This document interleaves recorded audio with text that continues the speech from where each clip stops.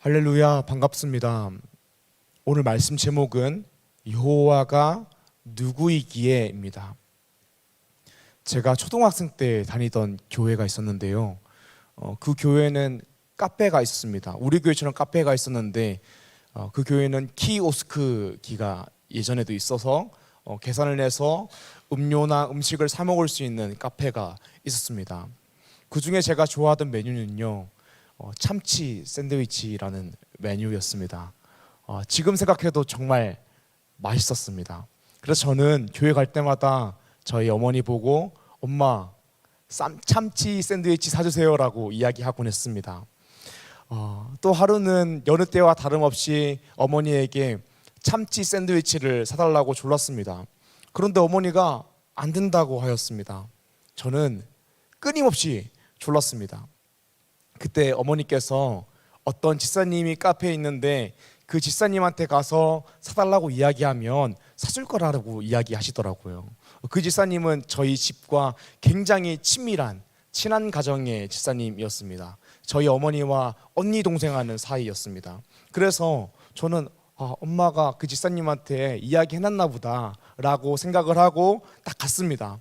그래서 카페에 들어가자마자 집사님을 보고 집사님 참치 샌드위치 사주세요 라고 이야기했습니다. 그런데 집사님이 이렇게 이야기하는 겁니다. 내가 왜? 라고 이야기하는 겁니다. 저는 굉장히 당황했습니다. 저는 어머니가 집사님한테 이야기를 해서 우연히 조금 갈 텐데 사주세요 이렇게 얘기한 줄 알고 갔는데 돌아오는 반응이 내가 왜인 것입니다.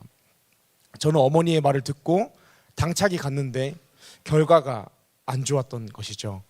우리가 인생을 살다 보면요, 누구 말만 듣고 가서 행동했는데 결과가 안 좋을 때가 있습니다. 몇 년 전에 제 동생이 군 생활할 때예요, 카톡으로 이런 이야기를 하는 것입니다. 자기 후임 중에 금융회사에서 일을 하던 후임이 있는데 그 후임이 주식 정보를 줬다는 거예요. 그래서 꼭 여기 종목을 매수하라고 이야기하는 것입니다. 여기 들어가면 최소 100% 먹는다고 꼭 들어가라고 막 이야기를 막 하는 겁니다. 그래서 제가 동생 보고 정연아, 군대에 거짓말 치는 인간이 얼마나 많은지 아냐고 다 구라라고 이야기를 딱 했습니다. 그런데 동생이 막 저를 막 설득하는 거 아니라고, 얘 진짜 금융회사 그 여의도 어디에서 막 일했다고 했다고, 걔가 좋은 정보가 있는데 들어가기만 하면 된다고, 나는 얼마 들어갔다고 막 이야기를 막 해주는 겁니다. 그래서 저도 솔깃해가지고요, 가지고 있던 모 전자의 주식을 다 팔고 동생이 이야기한 주식을 다 매수했습니다.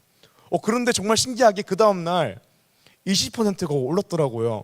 우와 대박, 정연아 지금 팔면 돼? 라고 했는데 형님 아직 아닙니다 라고 이야기하더라고요. 그 다음날 일어났는데 20%가 떨어진 거예요. 이제 원점이죠. 정연아 지금 괜찮니? 형님 조정입니다, 조정. 더 올라갑니다 라고 이야기하더라고요. 그런데 서서히 내리더니 마이너스 20% 손실을 봤습니다. 결국 선택은 제가 한 것이지만 믿고 들어갔는데 결과가 매우 안 좋았죠. 우리가 인생을 살 때에요, 누구 말만 듣고 그대로 행동했는데 결과가 안 좋을 때가 있습니다. 신앙생활 할 때도 그럴 때가 있습니다. 설교 시간에 우리는 어떻게 살아야 합니다 라고 해서 그 말대로 행동했는데 결과가 안 좋고 손해를 볼 때가 있습니다. 말씀을 읽고 말씀대로 살려고 했는데 손해를 볼 때가 있습니다. 그런데 저만 그렇게 생각하는 것이 아니라 한국교회 탐구센터 목회 데이터 연구소에서 조사한 결과인데요, 한국 청년의 10명 중 4명은 성경 말씀대로 살면 사회에서 성공할 수 없다라는 인식을 가졌다라고 합니다. 저도 어느 정도 동감합니다. 말씀대로 살면 손해볼 때가 많습니다. 말씀대로 사는 것이 성공과는 조금 거리가 있어 보입니다. 그렇다면 우리가 어떻게 사는 것이 올바른 것일까요? 오늘 말씀 제목은 여호와가 누구이기에입니다. 오늘 본문 말씀 속에서 바로가 여호와가 누구이기에 라고 이야기하면서 이스라엘 백성들을 보내주지 않습니다. 하나님을 모르기에 그 말씀에 순종하지 않습니다. 말씀대로 살며 성공하지 못한다고 해서 말씀대로 살지 않는다면 그 사람은 하나님을 알지만 사실은 하나님을 모르는 것일 것입니다. 말씀대로 살면 성공하지 못함을 알고 있음에도 불구하고 말씀대로 사는 사람이 정말로 하나님을 아는 사람일 것입니다.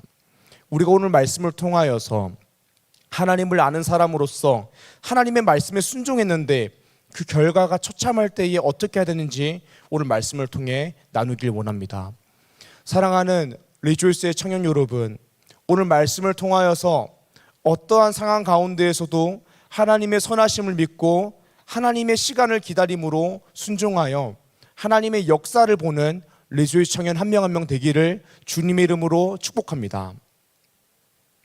주님의 이름으로 축복합니다. 아멘. 하나님을 아는 사람으로서 부르심에 순종할 때에 우리는 어떻게 해야 될까요? 첫 번째로는 순종했을 때에 앞에 보이는 결과가 안 좋을 수도 있다는 것을 알아야 합니다. 모세는 하나님의 부르심을 받았습니다. 그리고 순종함으로 애굽에 들어갔습니다. 이제 바로를 찾아갑니다. 그리고 이야기합니다. 오늘 말씀 본문 1절입니다.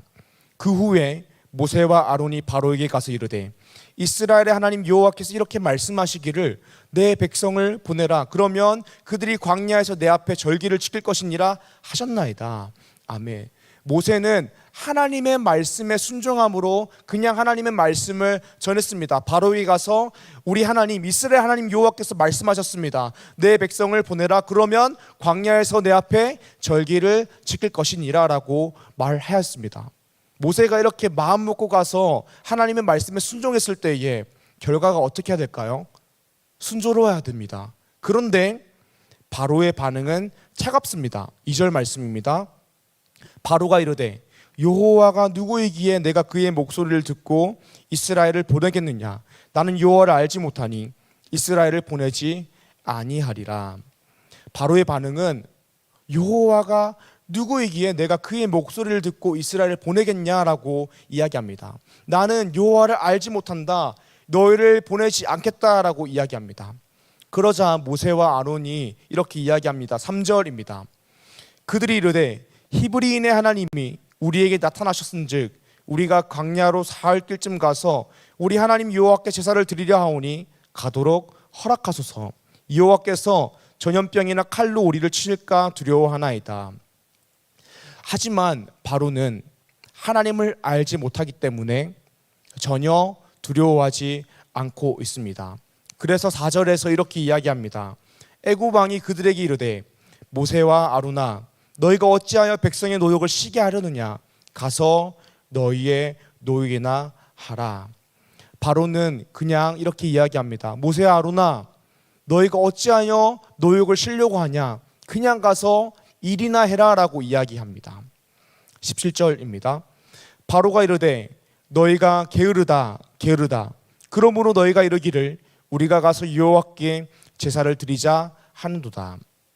바로는 모세와 아론이 와서 이런 이야기를 하는 것에 대해서 이렇게 생각합니다.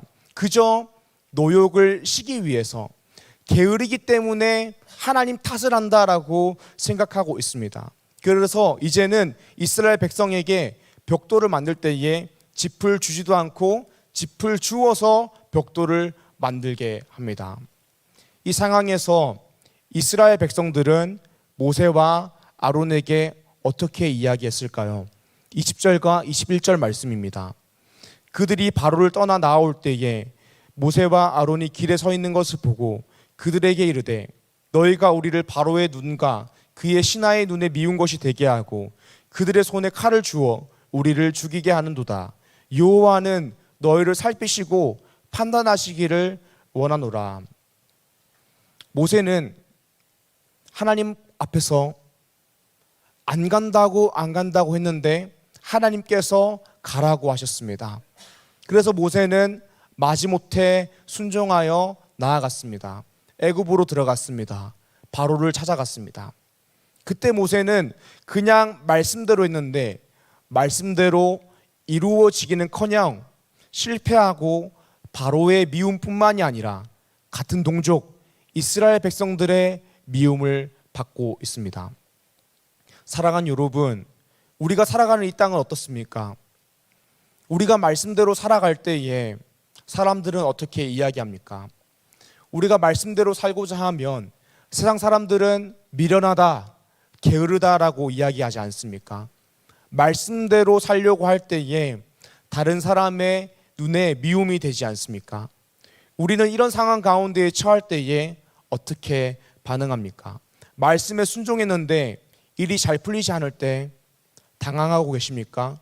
그리고 정말 말씀대로 살아야 하는지 고민하고 계십니까? 그때 하나님을 아는 사람으로서 우리가 기억해야 되는 것은 오늘 말씀 첫 번째입니다. 순종했을 때에 앞에 보이는 결과가 안 좋을 수도 있다는 것을 알아야 합니다. 사랑하는 여러분, 우리가 말씀대로 살기로 다짐하였고 말씀대로 순종했는데 꼭 눈앞에 보이는 결과가 좋지 않을 수도 있습니다. 그런데 우리가 명심할 것은 그 결과는 당장 눈앞에 보이는 결과일 뿐입니다. 하나님께서는 하나님의 시간에 맞추어서 가장 좋은 것을 우리에게 주실 것입니다. 그리고 이 세상에서의 삶에서 우리가 생각하기에 잘 풀리지 않는다고 하여도 이 세상에서의 삶은 영혼의 삶에 비하면 당장 눈앞에 보이는 결과일 뿐이라고 할 수도 있습니다. 그렇다면 그리스도인의 삶은 어떻게 해야 될까요? 먼저는 내가 순종해서 바뀔 거라고 생각하지 않는 것입니다. 그리고 내가 해봤자 바뀌지 않을 거라고도 섣불리 생각하지 않는 것입니다. 그저 하나님의 사랑을 알고 하나님의 계획을 신뢰함으로 하나님의 부르심에 응답하는 것입니다. 하나님의 사랑에 반응하여 주님 나를 보내소서라고 이야기하는 것입니다.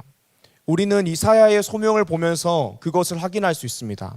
이사야서 6장 8절의 말씀입니다. 내가 또 주의 목소리를 들으니 주께서 이르시되 내가 누구를 보내며 누가 우리를 위하여 갈꼬 하시니 그때에 내가 이르되 내가 여기 있나이다 나를 보내소서 하였더니 아멘.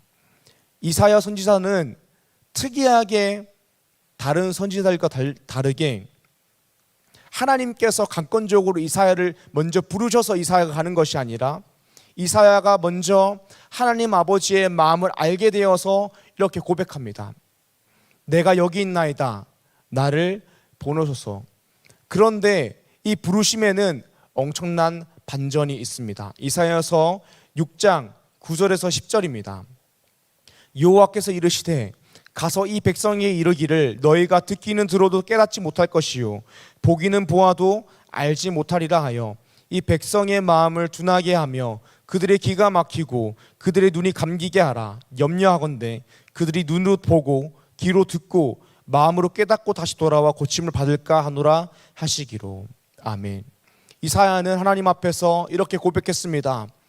내가 여기 있나이다 나를 보내소서라고 하고 이제 그 부르심을 받고 나가서 선포하여도 사람들이 변하지 않을 거라고 하나님은 말씀하십니다. 이사야가 그 부르심에 순종하여서 하나님 제가 가서 말씀을 선포하겠습니다라고 말함에도 불구하고 하나님께서 너가 가서 이야기하여도 사람들은 변하지 않을 것이라고 하는 이유가 무엇입니까? 하나님의 시간이 차지 않았기 때문입니다. 내 생각보다 더 놀랍고 신실한 하나님의 계획이 있기 때문입니다. 그러므로 우리는 정말로 하나님을 아는 사람으로서 부르심에 순종할 때에 이런 태도를 가져야 됩니다. 오늘 말씀 첫 번째입니다. 순종했을 때에 앞에 보이는 결과가 안 좋을 수도 있다는 것을 알아야 합니다. 오늘 말씀 두 번째입니다. 하나님을 아는 사람으로서 부르심에 순종할 때에 우리는 어떻게 해야 합니까? 두 번째입니다. 결과가 좋지 않아 낙심될 때도 하나님 앞에 나아가야 합니다. 오늘 모세는 그저 하나님의 말씀에 순종하여서 바로에게 나아갑니다. 그리고 담대하게 이야기합니다. 이스라엘 백성들을 보내주시옵소서라고 바로에게 이야기합니다. 하지만 바로의 반응은 차갑습니다. 안 된다. 가서 너희의 노역이나 하라라고 이야기합니다. 오히려 벽돌을 구울 때에 써야 되는 그 짚을 직접 줍게 함으로써 노역을 심하게 하였습니다. 이 일로 인하여서 이스라엘 백성들은 더 고생하고 기진하게 되었습니다. 그래서 모세는 이스라엘 백성에게도 미움을 받게 되었습니다. 결과가 어떻습니까? 순종했지만 내 생각처럼 잘 되거나 풀리지 않았습니다. 이때 모세는 낙심했습니다. 조금의 분노도 생겼습니다. 이해할 수 없었습니다.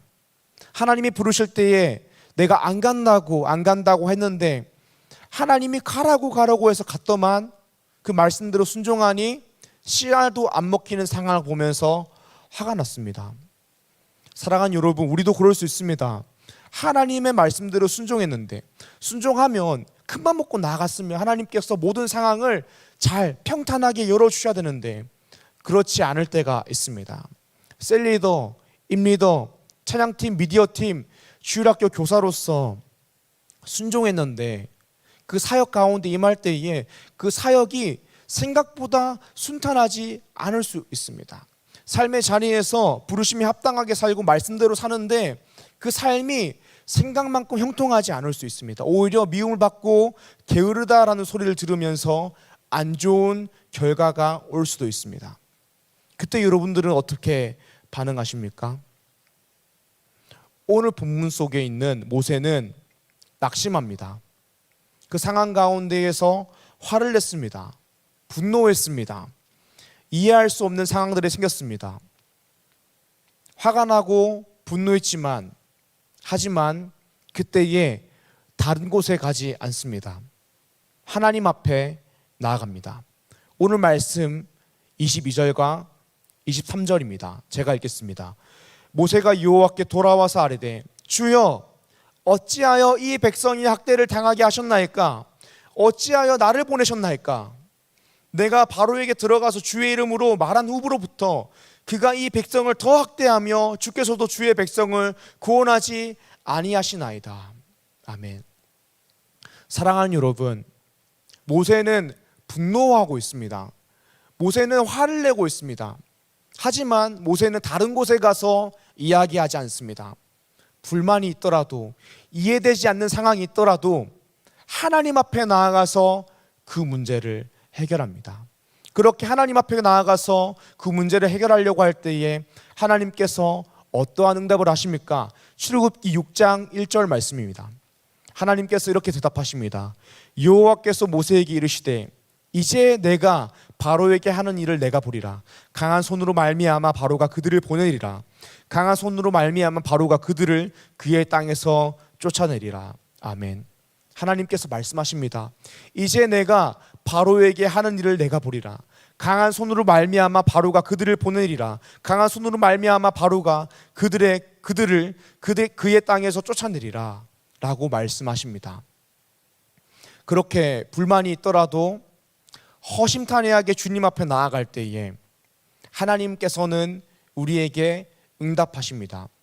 그리고 그 응답으로써 우리의 시선과 마음을 바꾸어 주십니다. 그러므로 하나님의 역사하심을 사모하게 하시고 보게 하십니다. 예레미야서에서는 이렇게 이야기합니다.